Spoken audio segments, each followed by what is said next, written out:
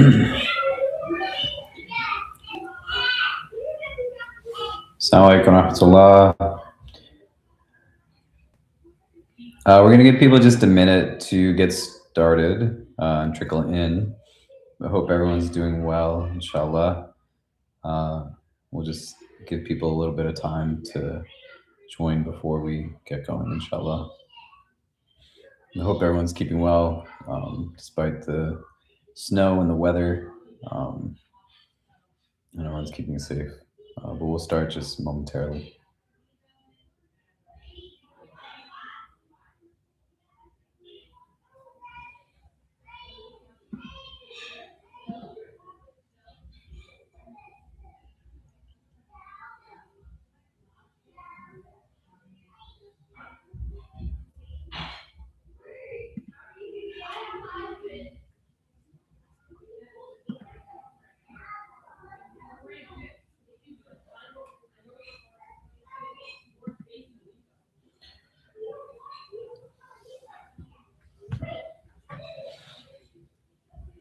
Oh, you like this shirt? Somebody gave this to me last year. A brother in our community. It's one of the Knicks shirts from last year in the finals. Where's everybody logging in from? Just while we're giving people a minute to trickle in. For people at home, are you in Brooklyn? You're in Queens? Go Pistons! Oh no.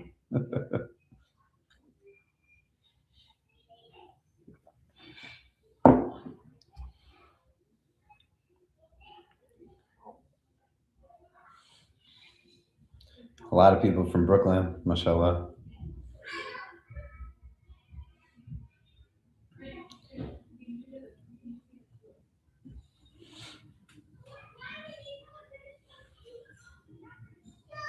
Oh, one person's from Dallas. Nora's from Dallas. But she's a New Yorker. Don't hold it against her.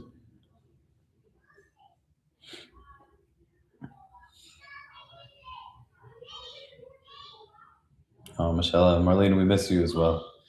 You have to come see us, inshallah, one of these nights in Ramadan. Oh, a lot of Long Islanders here as well. Okay, mashallah. Wa alaikum assalam wa rahmatullah.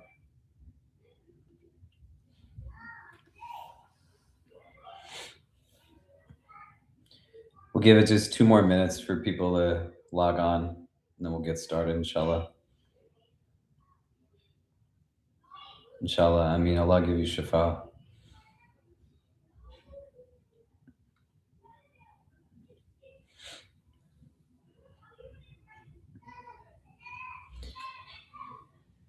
Do you know you're trending on TikTok? No, I didn't know I was trending on TikTok. I hope it's not for something terrible.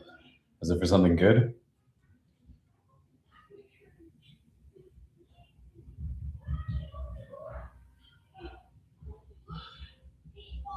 I will definitely give my family your salams, inshallah.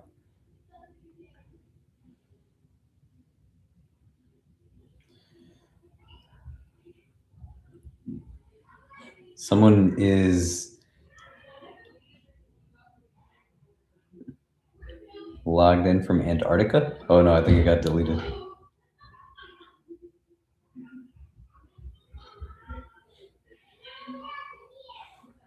Oh, the lines at Tarawih were going viral online. Yeah, mashallah, they're trending.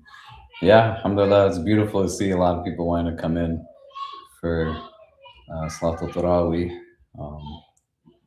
The lines were literally out the door.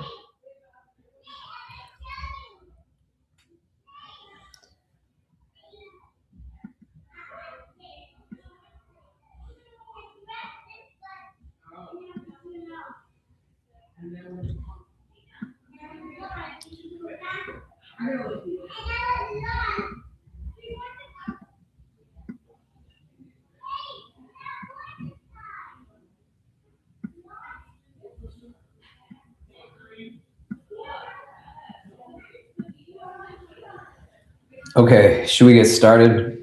Bismillah, Bismillah, walhamdulillah, wassalatu wassalam ala rasulillah, wa ala alihi wa sahbihi wa barak wa sallam. Assalamu alaikum wa rahmatullah. I hope all of you are keeping safe, inshallah, with the weather. I know in the last couple of hours, things start to get a little bit more hectic, and it's important that we're maintaining our safety. Uh, First, I wanted to just make sure everyone was doing okay. And secondly, create an opportunity where we're not able to be in community necessarily, but we can still connect. Even when we have physical separation, it doesn't mean that our hearts have to be separated from one another. May Allah bless us to always be connected at the level of our hearts. Uh, what I'm hoping tonight to just offer is a little bit of insight on how it is that we can take benefit from the situation that we find ourselves in. And perspective here is going to be really important because when you can find yourself confined in a way like a snowstorm, uh, a travel interruption, etc., especially in the midst of Ramadan in New York City, where we're so accustomed to just being out and able to move, mass transit, the understanding for someone who's a person of Iman in a moment like this, especially in a night of Ramadan as we're reflecting, is that a snowstorm, a blizzard, isn't necessarily meant to be understood as an inconvenience as much as it's meant to be understood as a very subtle divine pedagogy. Our city is one that really habituates us to be constantly in motion and constantly surrounded by noise and constantly distracted by all kinds of things moving. But it also gives, by virtue of the fact that the city is always alive. It's not necessarily like other parts of the country where you can go and things just shut down at a certain time. And when you can go out in the streets of New York and find something open always, what it's creating is an illusion of indispensability, right? That this is something that our movement and our experience, consciously or unconsciously, gives to us a perspective on. And what happens when you have something like a blizzard, a snowstorm, it's imposing stillness upon us. And the important thing for us to understand in our tradition is that stillness is really just the most normalized environment for the inner self, for the ruh, for the soul, and where and how we can build a deep understanding through what it is that's going on. It'll create a lot of benefit in terms of where we move forward. So when you're snowed in and it's a night of Ramadan in New York City, that's going to be for many people a very unwelcome disruption. The masjid's closed. It's hard to get to a subway. It might even get suspended by 9 p.m. when there's kind of emergency vehicles only on the street. But what also gets disrupted is just the kind of routine that we've built up, right? For those of you who observe Salatul Tarawih, you go to iftar, you come to a halaqah, you are engaged in having tea or dessert with friends afterwards. You're in a place where there is a regularity. What happens now is that that familiar choreography, it is not necessarily there. And what we don't want to get to a place is to see in a prism of scarcity, but what we really want to try to do is to ask and reflect on a very foundational question that says, what precisely is Ramadan trying to produce in me? And in that frame of divine pedagogy, what is Allah hoping for me to understand in the midst of all of this? And the stillness that's imposed is very important to be able to reflect upon, because Ramadan in and of itself is not meant to merely be a calendar filled with rituals and practices. If anything, our exercises are meant to exist in a mode of moral intervention. Their priority is for us to be interrupted in a default mode of existence. And those default settings that are rooted in things like appetite and distraction, or the modern idol that is self-sufficiency, And when it gets us to a place where it starts to remove us from habits so that we can really understand at a deeper level what it is that we're committed to, you can understand that a blizzard that we find ourselves in is not actually alien to the purpose of Ramadan. If anything, it is an intensification of it. It's just putting what we're supposed to take from Ramadan in a very deep level. There's a lot of challenge in modern power dynamics. And one of the things that happens in our culture is that you have this idea of a confusion that exists with access and authenticity. And what I don't want you to think is that if you can't access the masjid, you can't access the local imam or the hufaz, you can't access the communal iftar, you don't want to assume that essentially something that is fundamental to your Ramadan experience is being withheld. What the Quran tells us is very much different than this. It tells us that proximity to Allah is not rooted in any function of geography. More so, our proximity to Allah is rooted in intentionality. And the benefit of being in a place where we now have a city that falls silent under the snow is that it creates a very unique inversion. And where and how our entire city, that's really built on a pride of autonomy, displays now a reminder of its own fragility. And you, as a Muslim, who many of you are likely fasting during the day, and you're in a place where you have a set routine on what you do in the night, what it's really offering to us is a key ingredient to understanding our relationship with the divine. We're not the ones who are in control. And even our schedule, our plans, the most pious of your routines, those things can also be suspended. And you'd want to think out, do I interpret this suspension as deprivation, or do I interpret this suspension as invitation? Our nights in Ramadan, they're not designed to be a mechanism for religious entertainment. When you pray in the night, it's not supposed to be a conformance-based ritual that creates a different form of consumption.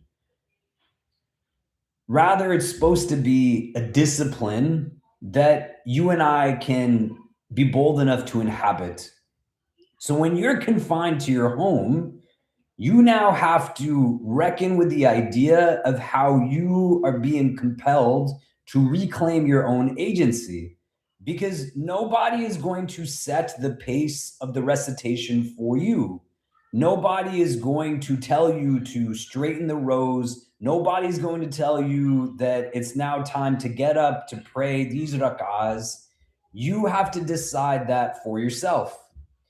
And so step number one, as you're trying to figure out like, hey, what can I be doing in the midst of this? Just pray what you know. Recite slowly. If you're in a place where it's difficult and you don't have a lot memorized, just recite and repeat what you have committed to heart.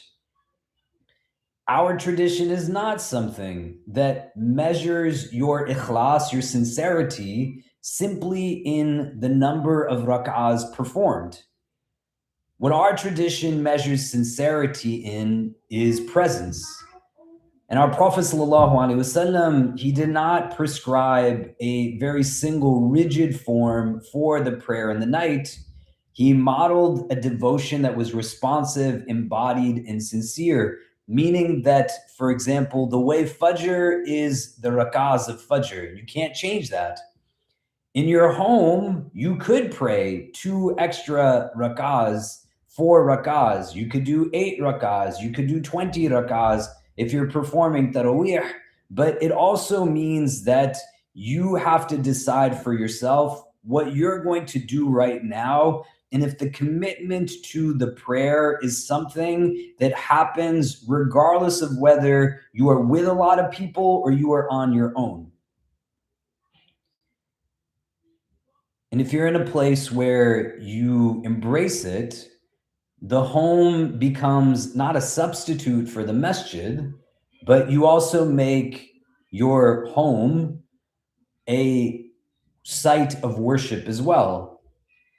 And as much as the masjid is the center of religious life, what the blizzard is allowing for us to be forced to retrieve is something that goes back much further than that. Your household is supposed to also be something that at a micro level serves as a community of iman. So pray in your house tonight if you're trying to figure out what I can do. And when your ego gets in the way and it says to you that you have to be able to know all of the Quran or your recitation isn't good, if you know Surah Ikhlas and Surah Kawthar, just recite the shorter chapters. You don't even know those, just recite what you know. But the nights are not meant to be an afterthought to the days in Ramadan. Within this kind of prism of Ramadan, the nights are something that are really important. And another thing that you can do as you are using the nights in your house in this way is that you can start to, if you haven't already, set aside a defined space in your home, albeit a modest place. It doesn't have to be something that is like the majority of your house or super fancy, but you dignify it. Just put down a prayer mat, but put it down with a lot of care and attention. Have a mushaf, a Quran, but make sure you're placing it somewhere respectfully. The lighting you can dim, the physical ordering of the space is going to assist with the ordering of the heart. And when you pray, pray again at a pace that allows comprehension, not simply just performance. The aim is not just quantity alone, the aim is presence. Our Prophet ﷺ, he loved seclusion, and it was something that he engaged in quite deeply. And when revelation came, he was in a place where he loved to engage in the night vigil, the Qiyamul Layl, when other people slept. And so when you're standing in prayer while snow is falling against your window, you're in a place where you can allow for yourself to, in the most physical of senses, feel the fragility of us as humanity as it relates to the vastness of divine care. But you want to recenter the night in two things right off the bat. Pray in your house too. Individually, if you got somebody you live with, try to pray together. And two, use it as an opportunity to set aside a place of prayer in your home that's there with regularity. Two, you want to be able to understand that the snow that's falling outside is going to either magnify boredom for you or cultivate depth. And what's going to really be the distinguishing variable is discipline. And so, where and how you can start to know yourself better in this specific circumstance and let yourself establish a rhythm for the night. And part of that is going to be about a third thing we can do. So, one was make sure you're praying a little bit, even if you can, recite what you know. Two, carve out a dignified place that's just for prayer and worship in the space that you live. Three, you want to carve out solitary time. Because as much as Ramadan is about communal solidarity, it's also about moral introspection. What habits have you rationalized? What resentments have you normalized? When you're in the stillness of a storm struck city, it can allow for you to now utilize what's taking place outside and hear a little bit more deeply what's happening in the world that's going on within you. and you want to actually do it, I tell people this all the time at the IC, but open a notebook, write at the top the reflective question, and then answer it. And where and how you start to make dua similarly, reflectively, with specificity that allows for you to be praying for neighbors who might not have heat right now, for praying for those whose housing is insecure or they themselves are unhoused, because a city like ours also is marked by a lot of inequity. And what a blizzard exposes is this sense of differential vulnerability. To be warm indoors is itself a fact of morality that demands gratitude and response, as well as a demand that we are understanding those who might not necessarily have these same things that we have access to. So we said three things: pray in your house. Secondly, like a dignified place of prayer as a consequence of that. Third, find some time for solitary reflection. Communal solidarity is a big part of Ramadan, but you also have to be comfortable spending time with yourself to know yourself as best as possible. And this is a good opportunity to do that, where you can find stillness because things are kind of at a lull with what's happening there. There's an opportunity to recognize that, hey, I can either take advantage of this and cultivate depth, or I can find boredom. And that brings itself to a fourth, where the most immediate kind of rival, for lack of better words, to meaningful worship on a night like this isn't going to be a snowstorm. But if you err on the side of boredom, you're going to be in a place where a device, a screen, is going to be fighting for your attention more than any snowfall is. And this is not anything other than a reality. I know the irony of me talking to you about kind of the presence of digital temptation and how that impacts our spiritual state as I'm talking to you online, but understand that you want to use this night in a way where you're also setting limits for yourself. If you can, turn off notifications. If you can, be in a place where you replace passive consumption with deliberate remembrance. Even if you're in a place where you are listening, reciting, reading yourself 10, 15, 20, 30 minutes of Quran recitation, just accompanied also by reflection, that has the ability to reshape moral imagination more profoundly than hours of just scrolling and scrolling and scrolling, you know?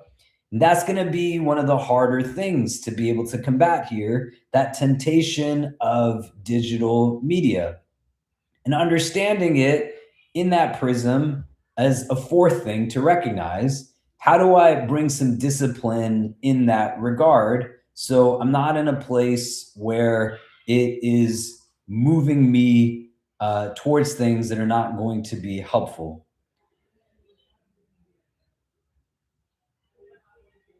I'm going to take a quick pause because I know I've been talking for a good amount of time straight, and I want to just give people a chance to catch up.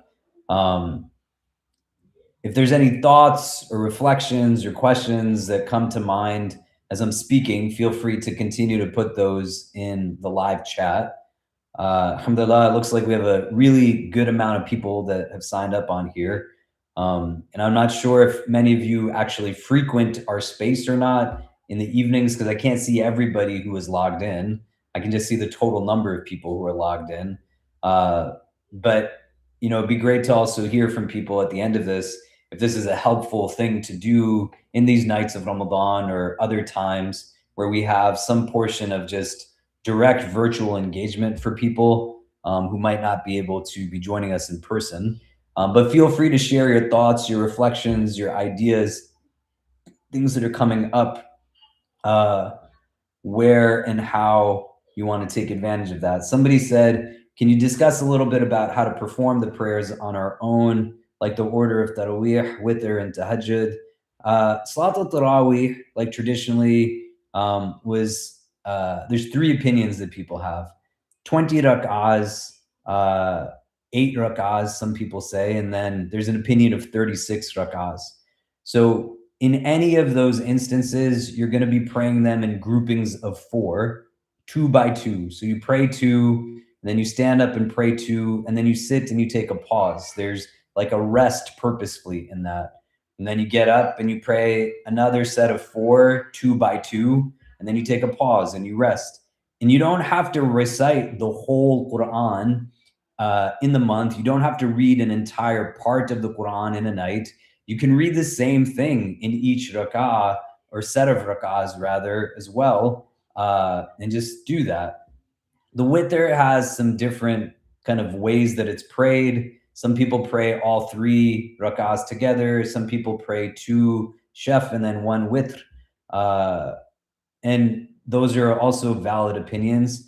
Tahajjud is a unique prayer in that its distinction from Qiyamul Layl is essentially whether you go to sleep or not. So if you go to sleep and wake up before Fajr and pray, that's called Tahajjud. If you don't sleep and you pray, that's called Qiyamul Layl. But it's just a night vigil prayer that you are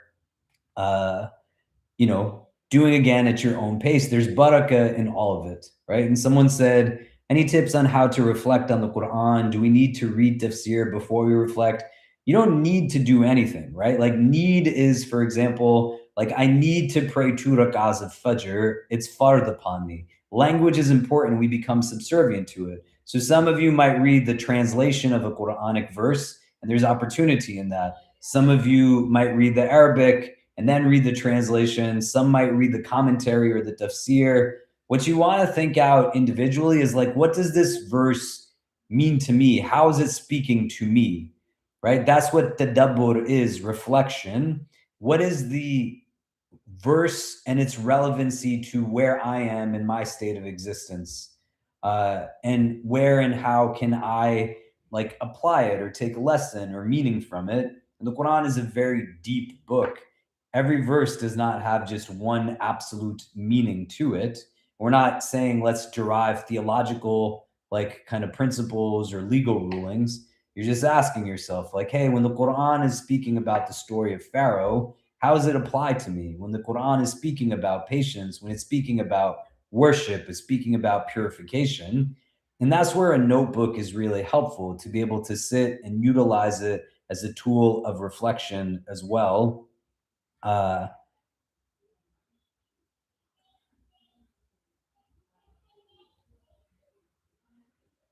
Someone said, what advice do you have for those who are alone this Ramadan? You mentioned solitary time. May you speak more on that. Solitude is very different from loneliness, right? May Allah protect us from ever feeling lonely.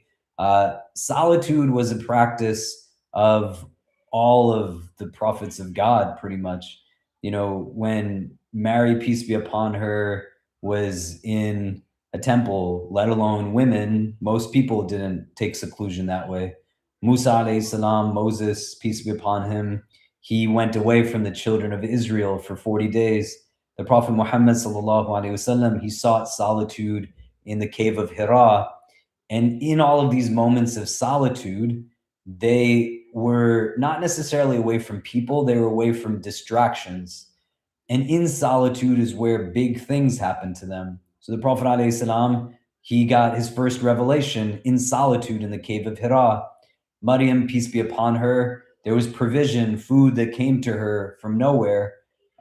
Musa alayhi salam, in his solitude, he speaks to the divine. The key factor in all of it was that they would go and find solitude away from distractions, and then they'd go back to their people and their places. It wasn't meant to be escapes from reality, but means through which they found the enhancement of their realities to be harnessed, because they were really gaining from that separation from the things that distracted them. And so perspective is a choice as much as, do I wear a black like shirt today or a blue shirt today, is a choice. And the state that we're in when we choose perspective is arguably more important, if not more so, than the choice itself. And so here, when you're in your apartment, you're in your home, you might have family members with you, you might be living alone, you might have a roommate. Like there could be any number of scenarios, but you can still take some time right now when the world is in a place, in New York at least, that the snow is creating that stillness, that you have 5, 10, 15 minutes just of reflective solitude. And you allow for yourself to give yourself permission to rest, and you take from it what it can offer to you in a way that other moments where things are just really hectic and chaotic don't necessarily offer in the same way.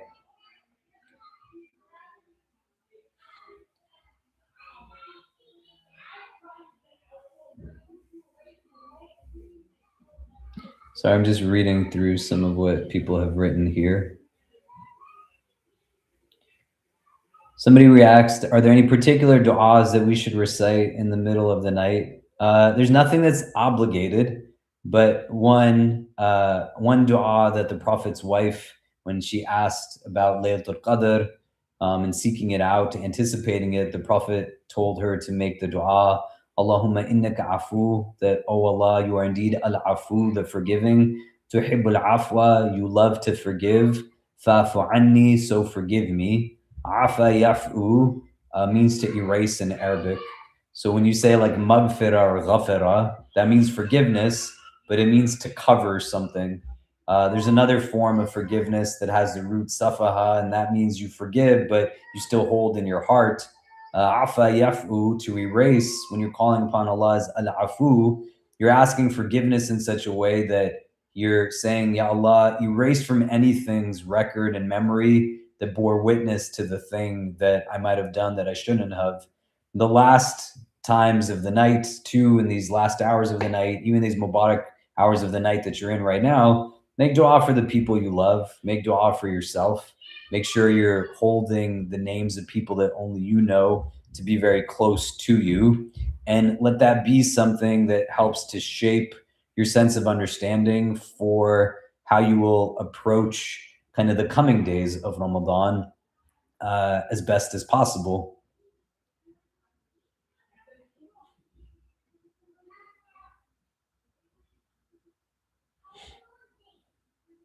Okay. A couple of other things that, thank you for putting that in. So the last message that's there, Allahumma innaka afuun tuhibbul afwa fa'fu anni, that, oh Allah, you are the forgiving, you love to forgive, so forgive me. This is a supplication that's recommended to be recited in Ramadan. A couple of other things I want us to think about before we make dua together. We live in a very output driven society, and our sense of worth is quite often measured, or we're trained to measure our sense of self worth by output. And when you have this kind of hyper productive society, stillness in and of itself doesn't really feel like it meshes so well. But Ramadan, experientially, it contests this kind of metric of measurement, because at the end of the day, when you're fasting, tangibly is not producing something, right? A night prayer doesn't necessarily generate a measurable profit, but in a Quranic worldview, these acts are things that recalibrate the self in ways that will, inshallah, make things like justice, patience, and mercy possible. So when you're stuck indoors, it has the ability to intensify this contestation that Ramadan has with this heavily output driven kind of metric of society and a measure of self worth in relation to that. Because being stuck inside, you don't have the ability to quote unquote go out and do something. You just have the ability to simply quote unquote be. And where and how that being enforced can make one feel uncomfortable really goes hand in hand with it stripping away distraction. And it also breaks apart the idea that constant motion is just something that's necessary. If you are in a place where New York City, public schools are shut down, streets are shut down, I don't know if the subways are all functioning properly or not. Allah make it easy. But if New York City can pause for the snow, then our egos can pause for Allah.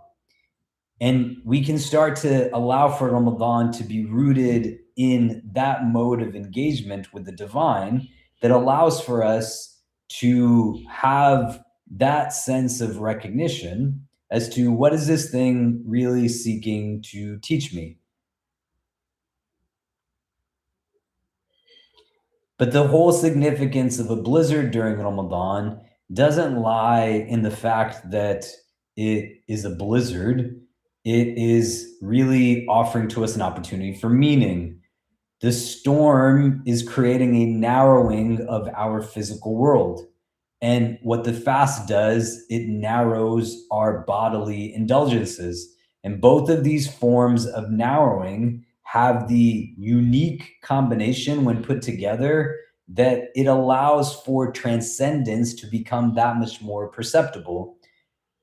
And what you want to do is really utilize the opportunity.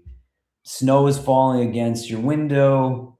The usual noises that come outside of your building aren't necessarily there. You can stand in prayer and feel really things about your sheer existence that you might not have necessarily felt before. That whole idea is not to create a sense of being terrified, but is to create a sense of liberation, because it then takes sovereignty and it relocates it to where it's supposed to belong. And it situates us as humans as being from the ibad of Allah. You're an abd, and you were not supposed to be the master. You were always the servant. And Ramadan in and of itself is supposed to be a training for that relocation. And what the snow can offer to us is a vehicle for sharpening that lesson. And so you don't want to necessarily wait for normalcy to resume. What you want to ask of yourself is, what is going to emerge? Like, what am I going to be when normalcy comes back? And am I going to have spent this night just scrolling through my phone, or kind of wasting an opportunity for real reflection and contemplation, opportunity for rest and replenishment? Or when I emerge, am I going to be one who has benefited from a night that I didn't necessarily have 1,000 people praying with me, but I could still be praying by myself? Our religion is very purposeful in creating an ease of access to the divine. You don't need to have someone lead you in prayer to pray. You can just pray on your own. You don't need somebody to give you permission to do that. You can do those things on your own as well. And when and how I can sit, and here's like another reflection question that you want to take out a notebook and write at the top, that when normalcy resumes, what kind of self will emerge when it does? Who will I be after this night? And how is this night impacting me? Does that make sense?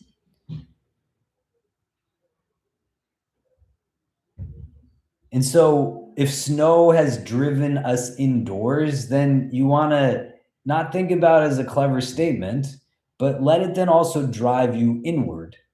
And when you are in that sense of perspective, that inward turn, it can allow for discipline, reflection, taqwa, right? God consciousness. May Allah make us from the muttaqeen. The whole kind of goal of Ramadan and its enduring work can be that much more accessible. So, a few things to recap on. One, use the night to pray. Pray some rak'ahs, read whatever the Quran you know. If you're praying in the masjid every day, you should be able to pray in your house alone also. Two, make dua. Make dua for yourself, for your loved ones, the people you know. Make dua for our community. Make dua for the people who are trying to figure out how to live without a house in this weather. It's crazy, subhanAllah. May Allah make it easy for them. 3, take some time for like solitary reflection. Allow for yourself to have some moments, just a handful, 3 minutes, 5 minutes. Open a notebook, write some reflective questions at the top. If you don't have reflective questions, like put yourself in front of a computer and write, what are good things to reflect upon in solitude?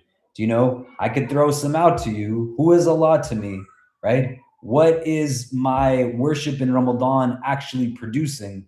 Because performance is not the achievement. The performance is meant to yield something, right? 4, set dignified spaces of prayer inside of your home where you are doing these things, the reflection, the dua, the salah.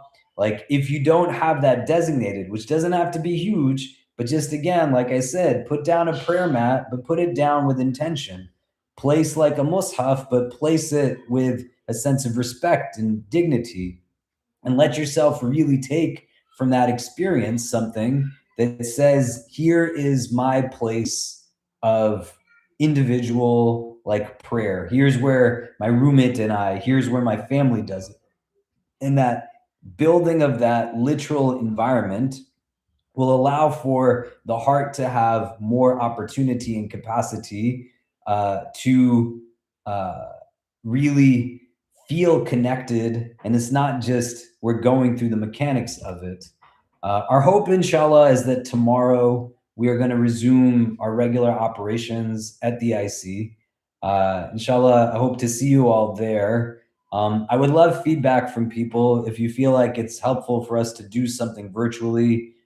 Because of the number of people who have logged into this, it might be something we can consider, but feel free to send me an email or something that helps me to say, hey, a regular virtual program would be helpful for us, for me, for these reasons, just so I can kind of think about that a little bit and how we can do it. We're still doing everything that we normally do at the IC, all of our charity campaigns, iftars, tarawih. We're intending to get through, inshallah, in the last 10 nights with different qiyam programs, as well as leading into it, we'll have a separate brothers and sisters qiyam. So look out for those things online. And I wanted to just invite you all to join me in dua as we close out, and use some of the opportunity, again, with the idea that even where we are physically separate, it doesn't mean our hearts have to be distant from each other. And the very least, for those of you who are with people, you might be on your own. I know it's not much of an offering, but all of you are always in my prayers.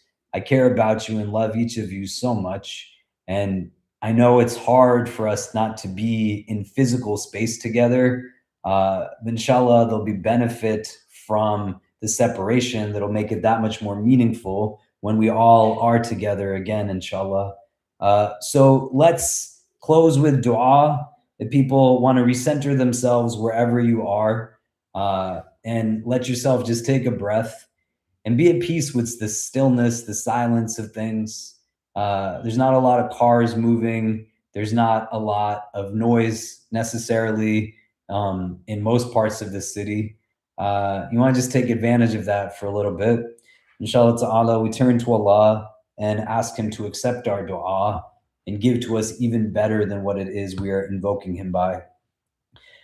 اللهم آمين. اللهم لك الحمد كما ينبغي لوجهك وعظيم سلطانك. لك الحمد حمدا طاهرا طيبا مباركا فيه إلى يوم الدين. اللهم صل على سيدنا محمد في الأولين وفي الآخرين.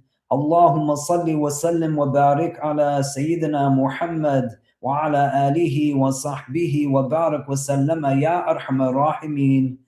Allahumma innaka afuun kareemun tuhibbul afwa fa'fu anna. Ya muqallib al-qulub thabbit qulubana ala dinik. Allahumma ja'alna min al-mukhlisin. Allahumma ja'alna min al-mukhlisin. Allahumma ja'alna min al-mukhlisin. We begin this supplication in your name, Ya Allah, and beseech you to send your choicest salutations upon your most beloved, sallallahu ta'ala alayhi wasallam. We ask that you shower your infinite mercy upon this gathering, granting each and every one who is present herein and our loved ones only the best in this world and the best in the next. We ask, Ya Allah, that if all of us are meant to be together only at this time, at this place, whether we are young or old, male or female, regardless of our race, our ethnicity, our social class, our country of origin, our cultural heritage, whether we are Muslim or come from a different walk of life, Ya Rabbi, if our individual hearts are meant to be in the presence of all other hearts that are gathered here only at this time, at this place, then gather us all together again in the best of places in the world beyond this one. Ya Allah, Ya Rahman, Ya Arhamar Rahimeen, most merciful of those who show mercy. Tonight we find ourselves inside of our homes while the city of New York lies quiet under the weight of snowfall. What may seem like confinement, Ya Rabbi, is in truth a sacred pause, a stillness you have gifted, an invitation to reflection, humility, and devotion. Turn our hearts fully towards you this night. Let our souls recognize that even in apparent limitation, your presence surrounds us and sustains us. Ya Allah, open our hearts to your mercy. Let our prayers flow from sincerity, not routine. Let our words, our recitations, our sighs of longing reach you with honesty and devotion. Let the movements of our bodies in prayer reflect the movements of our hearts leaning towards you in hope, trust, and reverence. Remind us that proximity to you is not measured by crowds, grandeur, or ritual alone, but by intention, presence, and love. Ya Allah, awaken gratitude within us. For warmth when the cold surrounds us, for food when hunger whispers, for shelter when the wind and snow beat against the city. Let us not take for granted these blessings, but see them as your mercy in every moment. Teach us to live with awareness, humility, and appreciation. Let our hearts overflow with giving of thanks so that even in isolation, we feel richness in your care. Ya Rabbi, you are our protector. We lift up to you those who have no home tonight, those who sleep under bridges and doorways and shelters or wherever fate has left them. Cover them with your mercy, protect them from harm, comfort their fear, their loneliness, their hunger, their uncertainty. Let them know, Ya Allah, that they are never abandoned, for you are always with them. And let us, your servants, rise to meet them in any way we can through action, advocacy, prayer, and compassion. Let us be your hands and hearts in the world. Ya Allah, strengthen those whose fast under circumstances we cannot imagine. Those who hunger not by choice but by circumstance. Refugees, displaced families, the oppressed, the sick, the imprisoned. Those who live Ramadan without the comfort of community, without a masjid, without companionship, without certainty of tomorrow. Make their fasts easy, their nights meaningful, and their hearts steadfast. Grant them hope, patience, and the radiant presence of your love. Ya Allah, we remember those who have remained at home throughout Ramadan in New York, not due to weather, but because of fear, because of inequitous policy, because of organizations that are unjust and atrocious and abhorrent in the way that they treat minorities and immigrants. They have a fear of ICE. Ya Allah, make us a generation that sees it abolished in our lifetime. A fear of scrutiny, a fear of going out into a world that can feel unsafe. Protect them, Ya Rabbi. Comfort their hearts. Let their homes be sanctuaries of worship and reflection, their families a source of connection and strength. Make their private devotion a light that illuminates the world in ways unseen but deeply felt by you.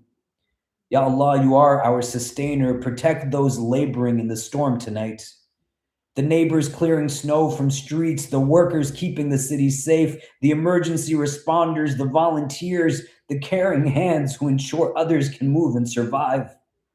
Shield them from harm, grant them strength, and bless every step they take with your protection and mercy. Ya Allah, we ask that you bless our Islamic Center of New York City. Bless the building of this new center. Guide all who plan, design, and labor for its success.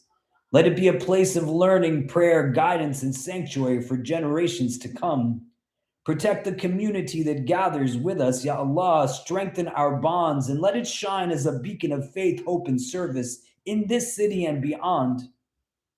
Let it be a home for those seeking you, a refuge for those in need, and a place where mercy, knowledge, and compassion flourish.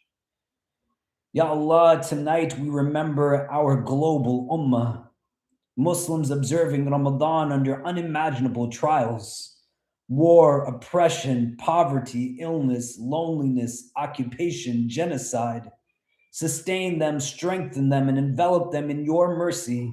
Let our hearts expand in empathy and our hands reach in solidarity. That distance does not diminish our care or our connection. Ya Allah, bless the generations who will come after us.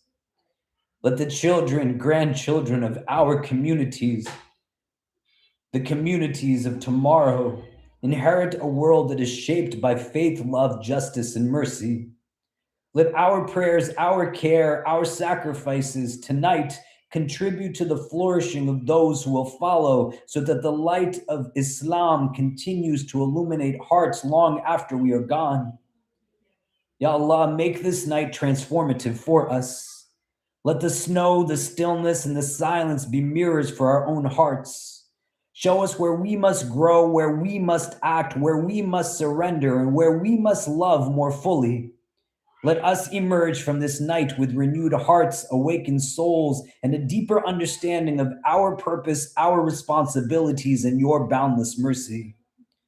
Ya Allah, accept our fasts, our prayers, our reflection, our tears, our gratitude, and all of our dua. Let this night, though marked by snow, by isolation, by fear, or by restraint, be a night of profound connection with you, with our community, with the vulnerable, and with the generations yet to come. Make us instruments of your love, conduits of your mercy, and witnesses of your guidance in all that we do. Ya Allah, for those who are alone, frightened, hungry, or without shelter tonight, let them always know they have you. And let us, Ya Rabbi, be their allies, their supporters, their companions in mercy. Teach us to act with courage, compassion, and wisdom. Let every hardship, every fear, every moment of waiting, every flake of snow that falls upon the city remind us that you are present, you are sufficient, and you are ever near. Ya Allah, let this Ramadan, even in the snow and stillness, deepen our faith, enlarge our hearts, and strengthen our community. Make this night a seed of mercy, a beacon of hope, and a source of inspiration for generations that will come. Let us walk from it with courage, gratitude, and the resolve to serve you and your creation faithfully. Just for a couple of minutes now, turn within yourself and make whatever dua it is that your heart is longing for you to. Don't get lost in the words you are supposed to say, but allow for yourself to understand that our Creator is the knower of all things. You don't have to hold back. When you ask, don't simply ask for Jannah, ask for Jannat al-Firdaus, not just paradise, but its highest of levels. Remember the names of those that you only know, those that you have been left behind as a child of, those who sacrificed and did for you so that you could be where you are today. Most importantly, remember yourself. Make dua for your goodness, your wellness, not just in this world, but in the next. But for a few moments, make your own duas. If you feel compelled, feel free to write your dua in the chat as well, and everyone can say Ameen to it that way. But let's take a few minutes now just to make our own dua individually, and then we'll come back and end our collective prayer and this virtual gathering together.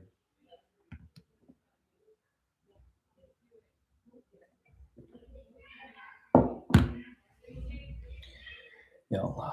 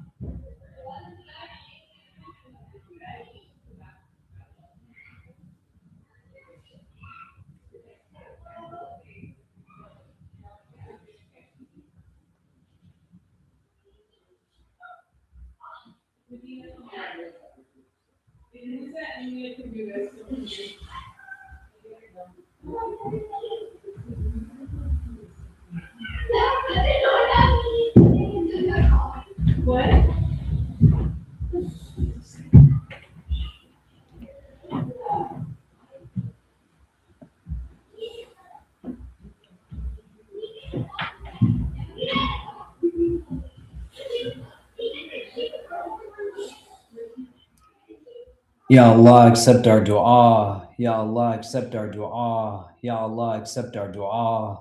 Ya Allah, by the barakah of this gathering, accept our dua. Ya Allah, by the presence of the righteous that are here, accept our dua. Ya Allah, by the sincerity of the most sincere that are here, accept our dua. Ya Allah, by the unique blessings of this month of Ramadan, accept our dua. Ya Allah, keep everyone safe on this night.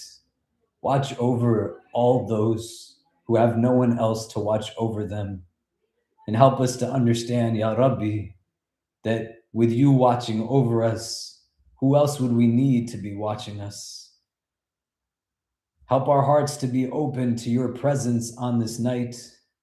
And let this night be a night that changes how it is that we experience every day and night going forward in our remainder of days in this world.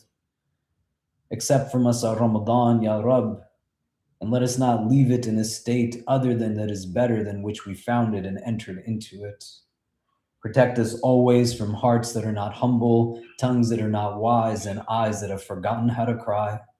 Forgive us for our shortcomings and guide and bless us all. ربنا تقبل منا إنك أنت السميع العليم وتب علينا يا مولانا إنك أنت التواب الرحيم وصلى الله تعالى على خير خلقه محمد وآله وصحبه أجمعين برحمتك يا أرحم الراحمين. Barakallahu fikum. I hope that this was helpful in some way to you all. And inshallah ta'ala, you're able to use a portion of this night for some rest, for some replenishment, for the seeking of some solitude. Please keep each other and our community and yourself in your dua.